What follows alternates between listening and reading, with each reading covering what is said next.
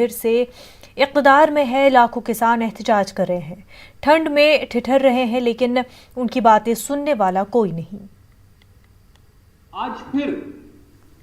आज फिर उसी ब्रिटिश ईस्ट इंडिया कंपनी और वही अंग्रेज जो अब काले अंग्रेजों की शक्ल धारण कर गए हैं, आज फिर उन जैसी सरकार देश की सत्ता में नजर आती है।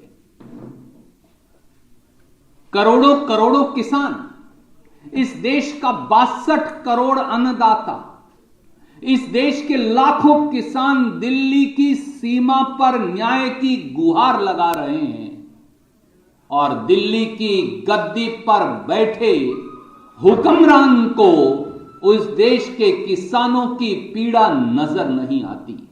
आज कांग्रेस के स्थापना दिवस पर इस देश के करोड़ों देशवासियों और कांग्रेस जनों की ओर से हम कहेंगे, प्रधानमंत्री जी राजहट छोड़िए, प्रधानमंत्री जी ईस्ट इंडिया कंपनी की तरह का व्यवहार छोड़िए, प्रधानमंत्री जी अंग्रेजों जैसा व्यवहार इस देश की जनता से करना बंद करिए और इस देश के किसानों से बात करिए।